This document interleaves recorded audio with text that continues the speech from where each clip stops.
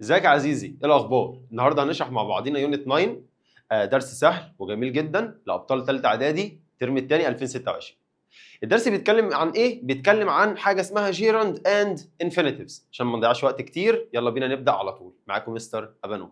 يونت 9 بيتكلم عن حاجه اسمها جيراند اند انفينيتيفز. يعني ايه يا مستر؟ انا هقول لك من الاخر. هي عباره عن شويه افعال بيجي بعديها يا اما تو المصدر اللي هي تو بلس انفينيتيف، يا اما فيرب بلس اي ان جي. الدرس ده 50% منه، مش 50%، الدرس ده 80% منه حفظ للاسف، و20% منه فهم. تمام؟ فانا هحاول معاك ان انا افهمه لك بطريقه سهله، هنحل مع بعضينا وهقول لك ايه الجزء اللي تحفظه. يلا بينا. اول حاجه كده بيقول لي verbs followed by two plus infinitives. حلو كده؟ يعني الافعال اللي يجي بعديها to المصدر.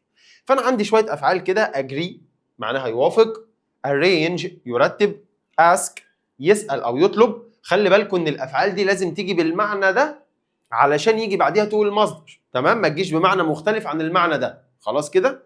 بعد كده عندي choose يختار، decide يقرر، expect يتوقع، encourage يشجع، invite يدعو، fail يفشل، help يساعد في حاجة، hope يأمل، intend ينوي، need يحتاج، learn يتعلم، manage يتمكن، offer يعرض، plan يخطط لحاجة، promise يوعد، refuse يرفض، threaten يهدد، want يريد، wish يتمنى. وبرضو هنزود هنا كلمة اللي هي force معناها يجبر. تمام؟ برضو بيجي بعديها to plus infinitives. مش فاهم حاجة يا مستر؟ أنا هقول لك بمنتهى البساطة. بيقول لي هنا my neighbor agreed to water my plants when we were away on holiday. My neighbor agreed. فين الفيرب؟ الفيرب هنا agreed. معنى ايه agreed؟ agreed معناها يوافق. ندور كده على agree. فين agree هنا؟ فين agree يا اولاد؟ agree اول واحده هنا فوق اهي. agree هنا معناها يوافق. المستر قال لي بيجي بعديها to plus infinitives. حلو.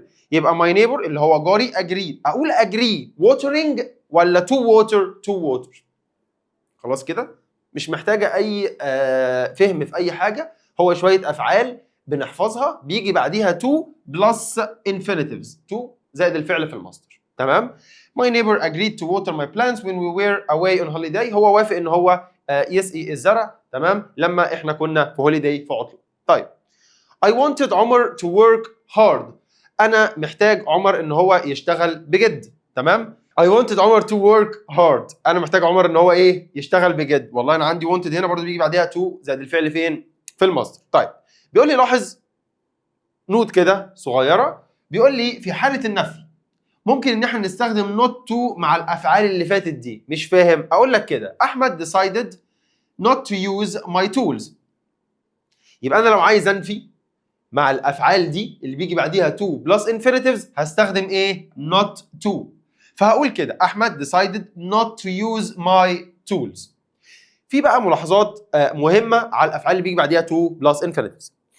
قال لي بنجيب برضو to plus infinitives لما بنكون بنعبر عن الغرض. لما نكون بنعبر عن ايه؟ الغرض في حاجه معينه. يعني ايه؟ منى went to England. منى راحت انجلترا to improve her English عشان تحسن اللغه الانجليش بتاعها. يبقى هنا في غرض لذهابها لفين؟ لانجلترا، صح؟ يبقى لازم نجيب to plus infinitives. to plus infinitive to improve. خلاص كده؟ نفس النظام هنا. I went to the market to buy fruit. انا رحت السوبر ماركت ليه؟ عشان اكيد غرض معين ان انا اشتري فاكهه to buy fruit. يبقى لما اكون بعبر عن غرض يبقى لازم اجيب to plus infinitives. ما ينفعش اقول مثلا buying. تمام؟ لازم اقول to buy. حلو. بعد كده هنا يقول لي help plus to infinitive or infinitive. يعني ايه الكلام ده يا مستر؟ قال لي يعني verb زي verb help ده بيجي بعديه to plus infinitive او infinitive عادي الاثنين. تمام؟ يعني ممكن اجيب to plus infinitive وممكن اشطب to واجيب الفعل في المصدر بس من غير to. عادي. في فرق في المعنى؟ مفيش فرق. My brother helped me to wash the car. اخويا ساعدني ان انا اغسل العربيه. هنا لو قلت helped me wash من غير to عادي. طيب لو قلت my brother helped me to wash the car عادي برضو. الاثنين صح، ما فيهمش اي مشكله. زي كده هنا بالظبط بيقول له can you help me find my lost pencil؟ ممكن تساعدني الاقي القلم بتاعي. فهنا بيقول له could you help، اهو عندي help me find، ده find ده فعل في المصدر. تمام كده، فهو هنا جاب فعل فين؟ في المصدر عادي جدا. طيب وخلي بالك ان هنا لازم اجيب فعل في المصدر عشان عندي كان في الاول، عشان عندي ايه؟ كان. طيب هنا بقى نيجي عند الجزء الثاني. يبقى انا كده عندي كان عندي اول جزء الافعال اللي بيجي بعديها ايه؟ الافعال اللي بيجي بعديها to plus infinitives، فالافعال دي تحفظها زي ما هي كده بالظبط. تمام؟ نيجي على تاني حاجه عندنا اللي هي الافعال اللي بيجي بعديها verb ing، verb plus ing. avoid يتجنب، consider يفكر فيه، deny ينكر، dislike يكره، enjoy يستمتع، وخلي بالك من enjoy دي بتيجي كتير، وافويد برضو بتيجي كتير. finish ينهي حاجه، imagine يتخيل، include يتضمن، keep يظل، mind يمانع، practice يمارس، recommend يوصي بيه او يوصي بيه، suggest يقترح، admit يقر او يعترف، can't stand يكره. طيب كل دي افعال بيجي بعديها verb plus ing like this. You should avoid، انت المفروض ان انت تتجنب ايه؟ out late at night، المفروض ان انت تتجنب الخروج في الليل متاخر. فهنا قال لي avoid، هقول avoid to go out ولا avoid going out؟ avoid going out. يبقى انا هنا طالما شفت avoid اهي، والله avoid اهي من الافعال اللي بيجي بعدها verb plus ing اهي avoid going. تمام؟ وحابب ان انا افكركم في النص كده ان الشرح ده زائد التدريبات اللي احنا هنحلها هي ميكس ما بين شرح وتدريبات المعاصر وجيم في ملزمه واحده، والملزمه هتلاقوها تحت في الديسكريبشن. طيب نيجي عند النوت دي، بيقول لي في حاله النفي ممكن ان احنا نستخدم not plus verb ing. مش فاهم. نرجع كده في حاله النفي مع الافعال اللي بيجي بعديها to plus infinitive. بص كان بيقول لي ايه في حاله النفي؟ بنستخدم not to والفعل في المصدر. قال لي هنا decided not to use، اهو not to الفعل في المصدر. دي الافعال اللي بيجي بعديها to المصدر. لكن الافعال اللي بيجي بعديها verb plus ing بننفيها ازاي في حاله النيجاتيف؟ not plus verb ing. يبقى هنقول كده he suggested not to go ولا not going to the park. هو اقترح ان احنا ما نروحش الحديقه. تمام كده، عدم الذهاب للحديقه. يبقى هنا في حاله ان انا عندي suggested، مستر قال لي ان suggested ده فعل من الافعال، اهو فعل من الافعال suggest اهو اللي بيجي بعديها verb plus ing. فانا لو عايز انفي في الحاله دي مش هقول not to، لا هقول not plus verb ing. طيب هنا بقى افعال بيجي بعديها to المصدر او verb ing بس من غير ما المعنى يتغير، يبقى تاني معلش تاني عشان ما الدنيا ما تدخلش في بعض. اول حاجه مستر قال انا عندي شويه افعال بيجي بعديها to المصدر، حفظ. بعد كده مستر قال لي عندي شويه افعال بيجي بعديها verb ing، دي حفظ لغايه ده مفيش في اي حاجه فهم. دلوقتي تالت حاجه عندي دي افعال بيجي بعديها verb ing او to المصدر، ممكن يجي بعديها دي او دي عادي. جه بعديها verb ing، جه بعديها to المصدر، المعنى ما بيختلفش، هو ايه هما 6 بس. نحفظهم كده: love like hate prefer، love like hate prefer، love like hate prefer. وعندي begin و start و continue، begin start continue، begin start continue، تاني begin start continue again. يبقى ايه هي الverbs اللي بيجي بعديها verb ing or to infinitives without ان احنا من غير ان المينينج يتغير خالص، من غير ما المعنى يتغير؟ ايه هما؟ love like hate prefer، love like hate prefer، love like hate prefer. start begin and continue، start begin and continue، start begin and continue. هما 6 افعال. طبعا like يحب، hate يكره، love يحب، prefer يفضل. وعندي هنا begin و start بيبدا في حاجه، continue ايه؟ يستمر. دي افعال سهله جدا. قلنا ان ال6 افعال دول تاني بيجي بعديهم to المصدر او verb ing من غير ما المعنى يتغير. اقول لك كده: we continued to run until we got home، او we continued running until we got home. احنا كملنا جري لغايه ما وصلنا البيت. لو انا قلت continue اهي continue اهي، تمام؟ قلت continue to run صح، قلت continued running صح برضو. تمام كده؟ يبقى الافعال دي جه بعديها ing او to المصدر ما بيتغيرش في معناها. طيب في بقى نود مهمه جدا جدا، بيقول لي اذا استخدمنا would مع الافعال اللي جايه دي اللي هي love ولايك وprefer لازم يجي بعديها to plus infinitives only فقط. ليه؟ لأن أنا عندي في الطبيعي would بيجي بعديها المصدر، الفعل في المصدر. أقول لك كده would go would give، فعل فين؟ في المصدر. ده لو would جاية لوحديها. لكن بيقول لي would لو جه بعديها الأفعال دي love أو like أو prefer، لو would جه بعديها حاجة من الثلاثة دول لازم يتبعهم to plus infinitives. to plus infinitive إزاي؟ أقول لك كده I would prefer to finish my work early today. أنا أفضل إن أنا أخلص الواجب بتاعي أو شغلي النهاردة بدري. قال لي هنا I would صح؟ طيب لو كان قال لي I would بس كنت أقول إيه؟ I would finish. بس هنا هو مش جايب لي I would بس، لا هو جايب لي بعديها إيه؟ جايب لي بعديها prefer. ومستر قال لي لو في عندي like أو prefer أو love لازم يتبعها to plus إيه؟ plus infinitive. فهقول كده I would prefer to finish. خلاص؟ طيب لو حذفنا prefer وقلنا would بس يبقى نقول finish بس.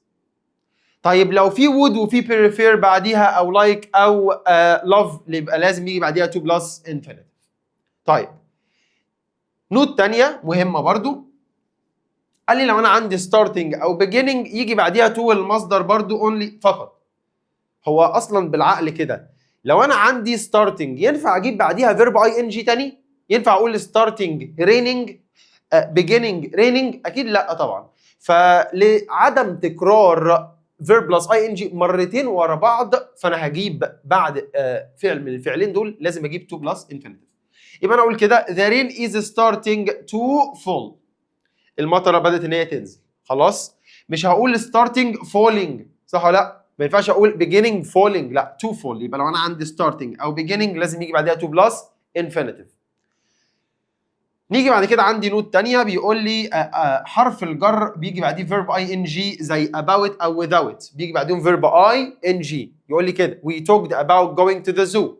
احنا اتكلمنا عن الذهاب لحديقة الحيوان. فهنا about going ولا about to go؟ لا about going. خلاص؟ لان about to go دي معناها على وشك ان هي تذهب، دي بتدي معنى تاني خالص. لكن هنا about في الطبيعي بيجي بعديها verb ing. without برضو بيجي بعدها verb ing اهي. they left without saying goodbye. هي مشيت من غير ما تقول ايه goodbye. طيب الافعال اللي جايه دي بقى افعال مختلفه خالص. من هنا نبدا الشرح. ليه؟ اللي فات ده كله الجزء الخاص بالحفظ. من دلوقتي بقى الجزء الخاص بالشرح. انا قلت لكم اول حاجه تاني بسرعه، عندنا افعال بيجي بعديها to plus infinitive، عندنا افعال بيجي بعديها verb ing، عندنا افعال بيجي بعديها الاثنين verb ing او to المصدر بس من غير ما المعنى يتغير.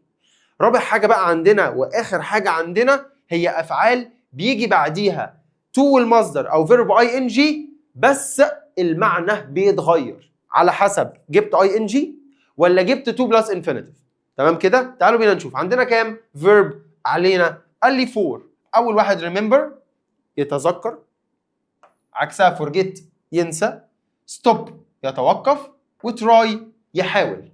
هم 4 افعال. شايفين الاربعه دول؟ مالهم؟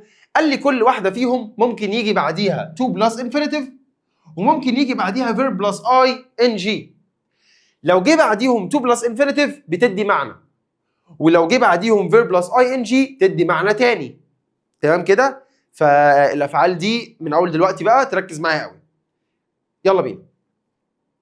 انا هحفظها لك وانت معايا دلوقتي. بيقول لي remember 2 plus infinitive. لو انا قلت remember plus 2 plus infinitive معناها ان هو يتذكر ان يفعل شيء. تاني، يتذكر ان يفعل شيء ما. طب هو عمل ولا لسه؟ عمل ولا لسه؟ لسه. ما انا بقول لك يتذكر ان يفعل مش انه فعل. خلاص؟ مش يتذكر ان يفعل، لسه ما حصلتش. لكن لو جه بعديها verb ing معناها ان هو فعل الشيء. تاني، لو جه بعديها verb ing remember معناها يتذكر ان هو عمل الحاجه. طيب لو جه بعديها to plus infinitive يتذكر ان هو ما عملش الحاجه. مش فاهم حاجه يا مستر. تعال نشوف. remember to bring your homework tomorrow. افتكر ان انت تجيب الهوم ورك بتاعك معاك بكره. تمام؟ انا هنا قلت remember to bring. اشمعنى يعني ما قلتش remember bringing؟ ليه ما قلتش bringing قلت to bring؟ ليه قلت to المصدر؟ لان انا بقول لك افتكر ان انت تجيب معاك الهوم ورك بتاعك بكره. هو جابه ولا لسه؟ لا لسه، هتذكر ان هو يجيبه بكره. يعني عمل ولا ما عملش؟ فعل ولا ما فعلش؟ لسه لم يفعل. طالما لم يفعل يبقى to plus infinitive. طالما فعل الشيء يبقى verb ing. يعني هنا بيقول له I remember waking up in the middle of the night. تمام؟ I remember waking up in the middle of the night. أنا تذكرت إن أنا بصحى في نص الليل. هو تذكر هنا حاجة عملها ولا حاجة ما عملهاش؟ حاجة عملها. تذكر إن هو بيصحى في نص الليل. تذكر حاجة عملها قبل كده يبقى verb plus ing. تمام؟ يبقى اهو I remember waking up in the middle of the night. انا تذكرت ان انا صحيت في نص الليل. again remember لو اجيب بعديها verb plus ing معناها ان هو فعل الشيء. تذكر ان هو فعل الشيء. remember لو اجيب بعديها to plus infinitive تذكر ان هو ايه؟ لم يفعل الشيء ده. خلاص كده؟ طيب تاني verb عندنا forget ينسى. نفس النظام ing نسي ان هو عمل الحاجه دي. to plus infinitive نسي. تمام؟ هو ما عملهاش اصلا. تعالوا نشوف عشان مش فاهم حاجه ازاي نسي وما عملهاش. تعالوا نشوف. forget اهو لو جه بعديها 2 بلس انفينيتيف. بص كده بيقول ايه؟ ينسى ان هو يعمل الحاجه اساسا، يعني ما عملهاش. هذا الشيء لم يتم القيام به. خلاص كده؟ على عكس forget بلس ing معناها ايه؟ ينسى ان هو فعل شيء. بص كده، فعل الشيء لكن نسي ان هو عمله. هم كلهم زي بعض، كلهم زي بعض. ing عمل الحاجه، فعل. to المصدر ما عملش. خلاص؟ طيب يبقى forget plus 2 plus infinitive. For example, she forgot to buy her grandfather's newspaper so he was angry. هي نسيت ان هي اشترت النيوز بيبر لجدها، عشان كده هو اتضايق. So he was angry. طيب she forgot to buy. خلي بالكم ان هو بيقول لكم ان هو متضايق، معنى كده ان هي جابت له النيوز بيبر ولا لا؟ لا ما جابتهاش، لان هو اتضايق فهي ما عملتهاش. يبقى هي نسيت حاجه عملتها ولا ما عملتهاش؟ نسيت ان هي تعمل الحاجه دي. طالما نسيت ان هي تعمل الحاجه دي وما عملتهاش يبقى to plus infinitive. اقول كده she forgot to buy. امتى اقول forgot buying؟ لو عملت الحاجه دي. زي اقول لك هنا كده I forgot phoning the manager so I phoned him again. انا نسيت ان انا اتصلت بمديري فاتصلت بيه تاني.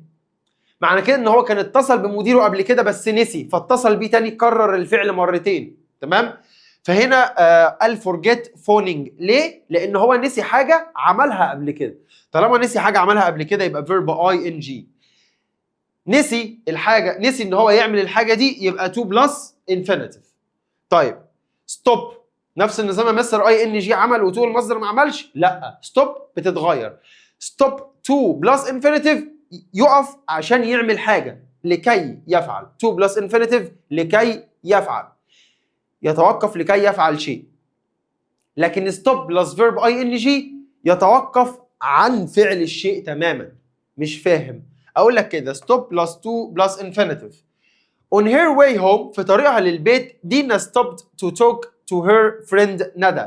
في طريقها للبيت دينا وقفت عشان تتكلم مع صديقتها ندى. فهي هنا انا هقول توقفت لكي تتحدث ولا توقفت عن التحدث؟ انا هقول توقفت لكي تتحدث مع صديقتها ندى.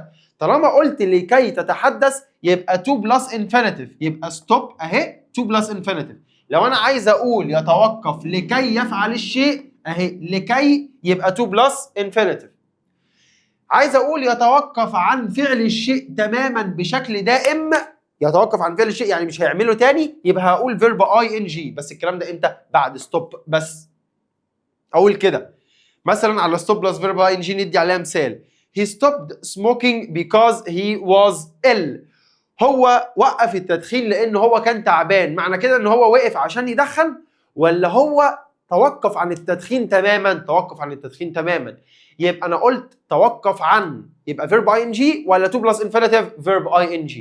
يبقى stopped بلس فيرب ing معناها يتوقف عن فعل الشيء بشكل دائم.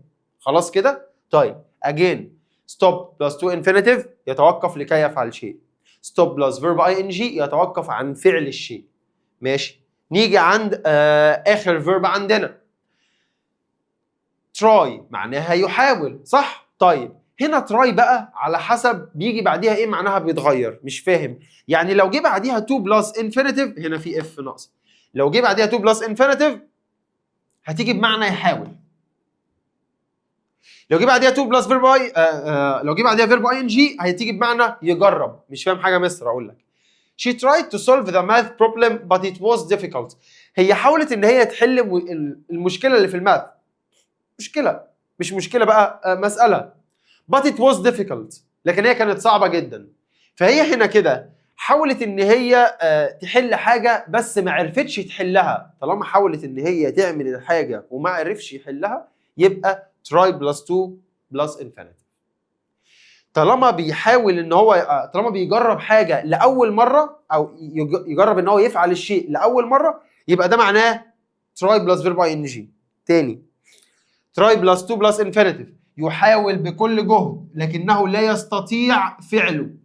زي كده ما هي حاولت ان هي تحل المساله اللي في الرياضه وما عرفتش it was difficult. تمام؟ يبقى انا هنا قلت try to solve. ليه قلت try to solve وما قلتش tried solving؟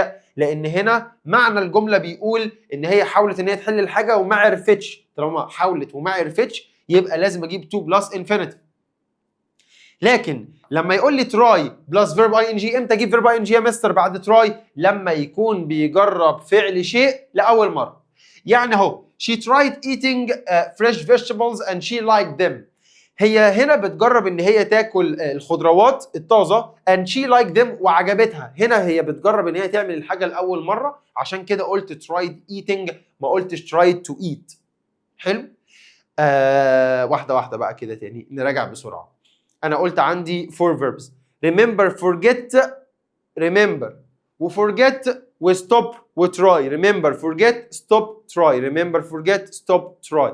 الاربع افعال دول بيجي بعديهم verb plus ing او to plus infinitive. امتى نجيب دول وامتى نجيب دول؟ ايه ده يا مستر هو المعنى بيتغير؟ مع الاربع افعال دول لو جبت verb ing بعديهم يدوك معنى، ولو جبت to المصدر يدوك معنى تاني. فانا مثلا remember وforget يتذكر او ينسى. لو جه بعديهم verb ing معناها ان هو فعل.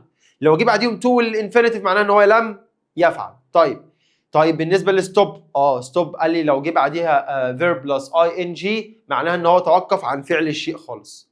ستوب لو جه بعديها to plus infinitive معناها ان هو توقف لكي يفعل الشيء. طيب ايه تاني؟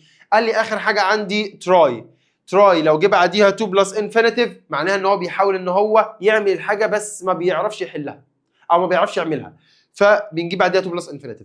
لكن try plus verb ing معناها ان هو بيجرب ان هو يعمل الحاجه دي لاول مره. لخصت لك الجرامر هنا عشان تعرف تحل سؤال ريرايت. تعالى نتدرب عليها قبل ما نخش على الاسئله.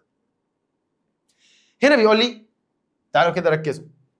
let's play chess. هيديك جمله زي كده يقول لك انا عايزك تعملها لي تعيد صياغه الجمله دي باستخدام الكلمه اللي between brackets اللي ما بين القوسين هنا. he suggested هو اقترح. بيقول لك يعني من الاخر ابدا لي بكلمه he suggested. مستر كان قال لنا ان suggest بيجي بعديها verb plus ing. حلو. هنا بيقول له let's play chess. ما هي let's هنا بتيجي بنفس معنى suggest، يبقى let's هتتحذف. يبقى اقول he suggested ايه؟ playing chess. وطبعا play اللي فوق في الجمله هنا هنضيف لها ing لان المستر قال لي ان suggest بيجي بعديها verb ing. دي من الافعال اللي فوق خالص اللي بيجي بعديها verb ing بس. طيب could you turn the light off please؟ ممكن بعد اذنك تقفل النور بعد اذنك. فهنا بيقول لي mind. حلو كده.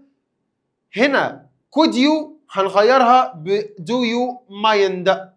تمام كده. وطبعا mind بيجي بعدها turning اللي هو verb plus ing، فبدل turn هتبقى turning the light off please. The thief said that he had stolen the jewelry. الحرامي قال او اعترف ان هو سرق المجوهرات. فهنا admit معناها يعترف. عايز اقول الحرامي اعترف ان هو سرق المجوهرات. ماشي. الحرامي اللي هو مين؟ the thief. يبقى اقول the thief admitted. مستر كان قايل لي ان admit يعترف بيجي بعديها verb plus ing. يبقى اقول كده the thief admitted to steal ولا stealing؟ لا stealing verb plus ing. يبقى the thief admitted stealing the jewelry. It's not a good idea to smoke cigarettes. مش فكرة كويسة ان انت تدخن. avoid عايزك تستخدم avoid معناها يتجنب. طيب يبقى انا عايز اقول له انت المفروض ان انت تتجنب شرب السجاير او تتجنب السجاير. ماشي يلا. مستر برضو كان قايل لي ان avoid بيجي بعديها verb plus ing. يبقى اقول له كده you should avoid to smoke ولا you should avoid smoking؟ you should avoid smoking. طيب I no longer borrow books from the library. stopped. المستر كان قايل لي بقى لا stop دي ليها موضوع تاني. stop لو جه بعديها to plus infinitive هيبقى معناها يتوقف لكي يفعل شيء، جه بعديها verb plus ing معناها توقف عن فعل الشيء. حلو.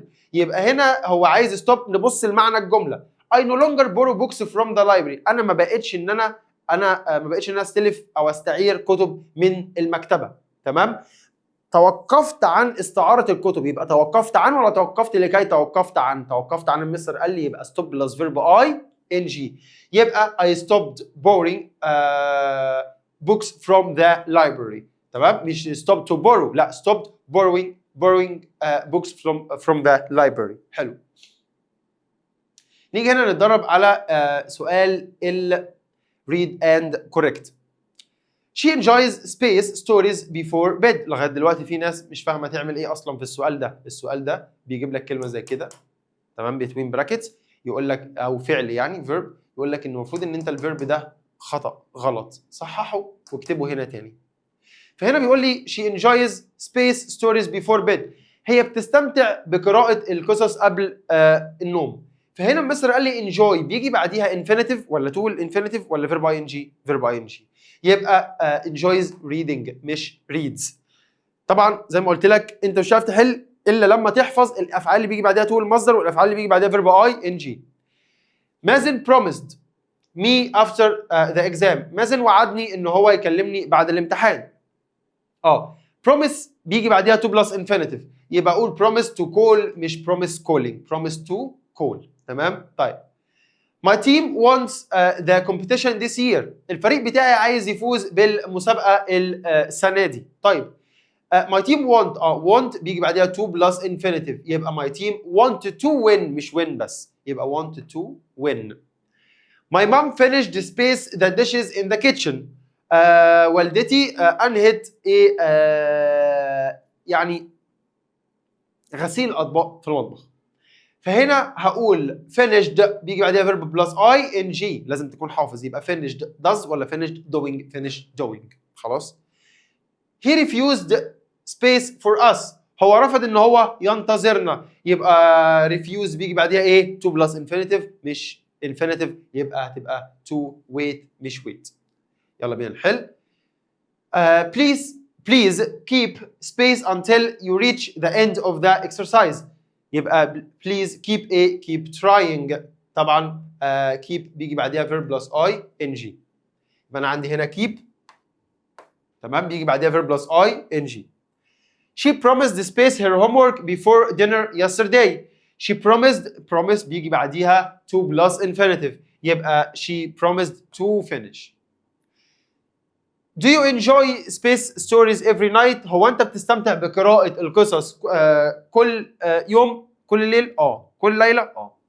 enjoy المستر قال لي بيجي بعديها verb plus ing. يبقى هتبقى reading. My little brother wants space a doctor when he grows up. يبقى اخويا الصغير محتاج wants. المستر قال لي wants بيجي بعديها to plus infinitive. هي مش محتاجة حاجة. هو انا بدور على الفيرب وبشوف بيجي بعديه ايه وبختار. شكرا. طيب The teacher forced the students space their phones away quietly. المدرس اجبر الطلبه. مستر قال لي forced بيجي بعدها to plus infinitive اللي انا قلت لكم اكتبوه. تمام. They finally decided to space on a relaxing trip to the beach. اخيرا قرروا الذهاب لرحله على الشاطئ يعني. يبقى decided ايه؟ decided to go. خلاص كده. طيب Have you finished the space your math homework؟ هو انت خلصت؟ مستر قال لي ان finish بيجي بعدها verb plus ing. have you finished ايه؟ have you finished solving. My sister enjoys مستر قال لي enjoys برضه بيجي بعدها verb ing. فين verb ing اهو. enjoys taking phones of birds in the local park. تستمتع ان هي تصور البيردز. خلاص كده؟ طيب. نيجي بقى لسؤال ال read and correct. read and correct he agreed space to the party. حلو. he agree. مستر قال لي ان agree بيجي بعديها ايه؟ برافو عليك، بيجي بعديها to plus infinitive. يبقى he agreed coming ولا he agreed come ولا he agreed to come to the party. he agreed to come. يبقى to plus infinitive. حلو. I always avoid. avoid مستر قال لي avoid بيجي بعديها verb plus ing. يبقى بدل make هتبقى avoid making. he remembered. واحدة واحدة بقى. مستر قال لي ان remember دي من الافعال اللي ممكن يجي بعديها to المصدر وفيرب ing على حسب المعنى. لو هو افتكر remember معناها تذكر، لو هو افتكر ان هو عمل الحاجه ing ما عملش الحاجه to المصدر. طب هنا بيقول لي ايه؟ he remembered afraid of the glowing eyes. تمام كده؟ هو تذكر شعور الخوف من الجلوينج ايز العيون اللامعه. ماشي. هو تذكر حاجه حصلت قبل كده، تذكر خوفه من الجلوينج ايز، يبقى تذكر حاجه حصلت قبل كده، يبقى remember feeling. remember ايه؟ feeling afraid. خلاص كده؟ طيب. نادر used an empty bottle to collect. لأن used بيجي بعديها to plus infinitive يبقى used to collect. Eating wild fruits not easy but he needed space them. طيب eating wild fruit he needed ايه؟ need بيجي بعديها to plus infinitive يبقى to eat. he needed to eat. هسيب لكم الباقي تحلوهم مع نفسكم. حلو؟ ولا هحل معاكم النص، هحل معاكم لغاية 7 واسيب لكم كده الباقي تحلوهم مع نفسكم. حلو؟ واللي عنده اي سؤال عايز يسال على اي حاجه في الكومنتس انا بجاوب على كل الكومنتس، انا بجاوب عليها في اي فيديو. Following the river helped him space a way out. Following the river helped him ايه؟ مستر قال لي ان help ممكن يجي بعديها to plus infinitive او infinitive الاثنين عادي جدا. يبقى helped him ايه؟ find a way out او to find a way out الاثنين صح. أميرة enjoys. مستر قال لي enjoys بيجي بعديها verb plus ing يبقى enjoys ايه؟ reading. وقلت لك واحنا بنقرا الافعال اللي بيجي بعديها verb plus ing ان enjoy بتتكرر كتير واتكررت كتير. هنا rewrite يلا. He didn't want to stop in the jungle. هو رفض التوقف في فين؟ في الغابة in the jungle. ماشي. He didn't want to stop. ما he didn't want to لم يريد دي بتساوي كلمة ايه؟ refused اللي هو عايزها. يبقى هنشطب على didn't want to ونجيب بدلها مين؟ refused. يبقى he refused. he refused. واحدة واحدة بقى. he refused stop ولا he refused to stop؟ لا he refused to stop. حلو كده؟ لأن refused بيجي بعدها to plus infinitive. يبقى he refused to stop فين؟ in the jungle. خلاص كده؟ تمام؟ His dream is to buy a new car. حلمه ان هو يشتري عربيه جديده. wants. مستر قال لي wants دي اللي هو عايزك تستخدمها من الافعال اللي بيجي بعديها to plus infinitive. يبقى بيقول لي هنا his dream is to buy a car. حلمه ان هو يشتري عربيه جديده. يبقى عايز اقول ايه؟ هو يريد ان يشتري عربيه جديده. يبقى he هو يعني he صح؟ يريد يعني ايه؟ wants. يبقى he wants. he ايه؟ he wants. wants قلت لك بيجي بعدها to plus infinitive يبقى he wants to buy. he wants ايه؟ القلم بعافيه شويه. he wants to buy ايه؟ a new car. خلاص كده؟ طيب. وبعدين ماشي. نمبر 3 the explorer needed to collect water in a bottle. حلو كده؟ مستكشف محتاج ان هو يجمع ميه فين؟ في البوتل. ماشي.